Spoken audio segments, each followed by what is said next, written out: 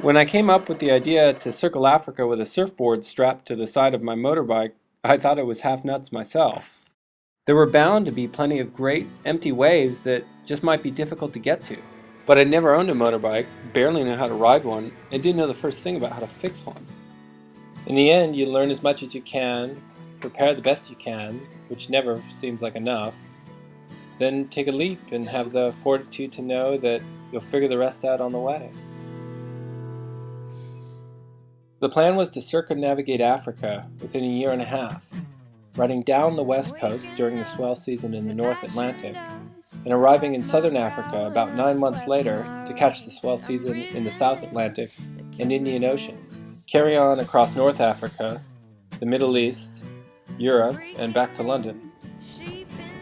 I rode across Europe to the Strait of Gibraltar and then on to Morocco. All across the Sahara Desert I found fantastic waves and usually a few friends to share them with.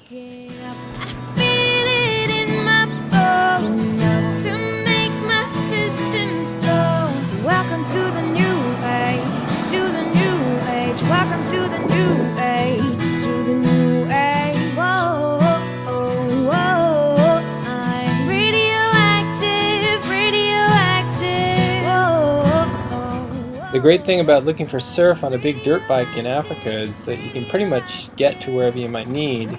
But I couldn't seem to stop falling down and breaking the surfboard rack off the bike. I made friends with lots of welders. In places like Sierra Leone, Liberia, and Ghana, I found some great friends in the small, tight crews of local surfers. Usually there were only about 15 surfers in each country, and they barely had boards to ride, but they were stoked nonetheless. It seemed like the spirit of surfing was alive and well in those remote beaches of West Africa.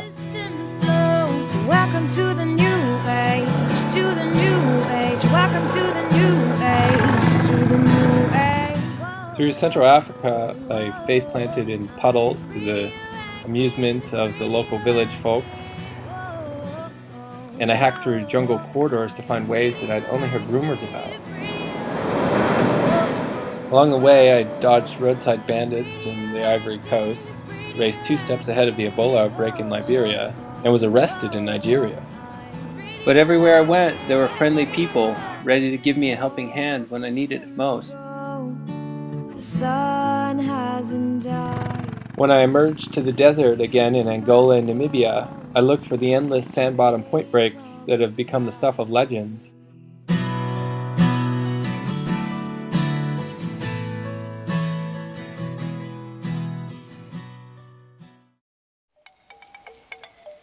At the bottom of Africa, I met up with my friend Mike from California in the dreary fog that covered Cape Town and the Table Mountain. He bought a cheap Chinese-manufactured 250cc bike, and we rode the coastlines of South Africa and Mozambique, stopping to surf wherever we found waves, and pitching our tents wherever we found a spot.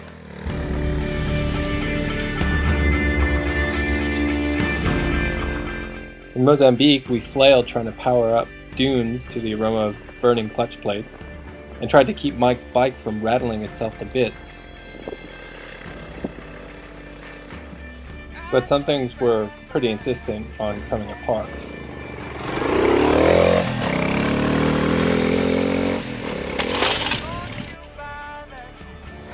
I was accelerating really hard, and it came off. Chain came off again. We got out the pliers and the duct tape and managed to keep Mike's bike moving forward.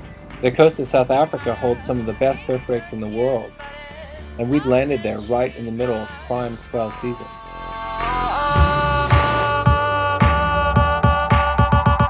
Cause I have been to the desert, I have tasted sweat, and I have once or twice danced naked in love. I have held the hand of life and slowly watched his rhythm die and sang deep for his chariot ride. Yes, I am young, I am old, I was born a century ago. I may be a little wild for your ideal only child, but I have big plans to stick around for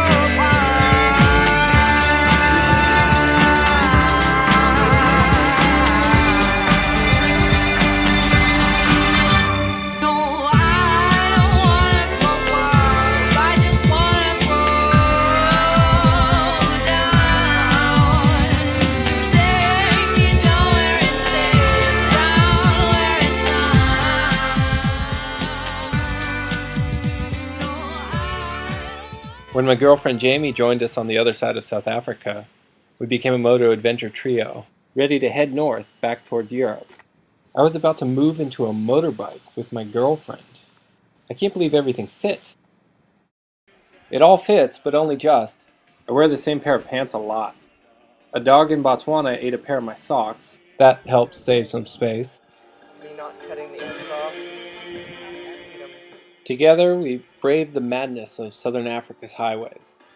Luckily, there aren't actually any rules for motorbikes in Africa, so when the traffic piles up, you just find a way to squeeze around.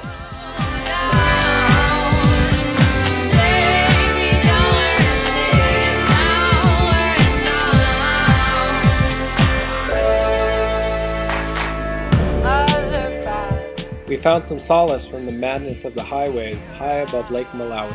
We prowled the wilderness of Botswana and Zambia hunting for critters.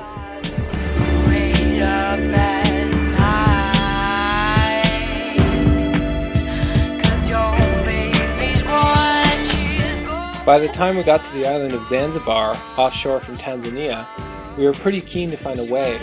We hired a couple of fishermen to run us out onto the reef about 3 kilometers offshore. We jumped out of the boat and got a few rides on our own little surf discovery. Mike finally had to get back to California, leaving Jamie and I to explore the beaches of Zanzibar on our own.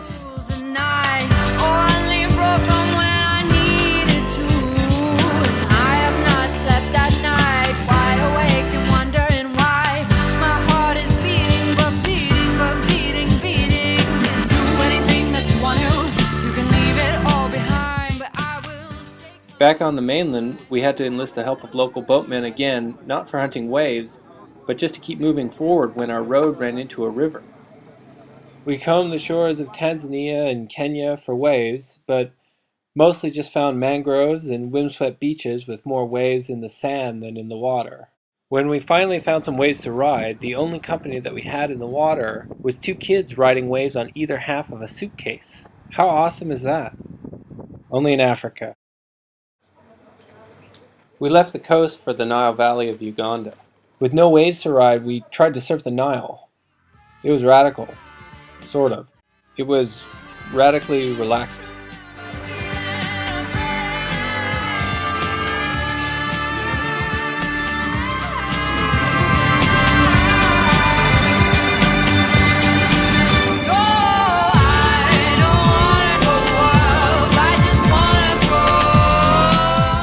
We climbed into the mountains for an afternoon with our friendly fellow primates. We put on quite a show and didn't even decide to tear anyone's arms off.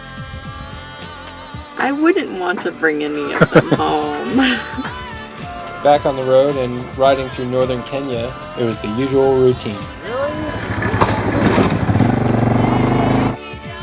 It's been quite a journey so far, and we still had a long ride across North Africa ahead. There have been a few more trials along the way than we bargained for, but in the end, that's what makes the adventure.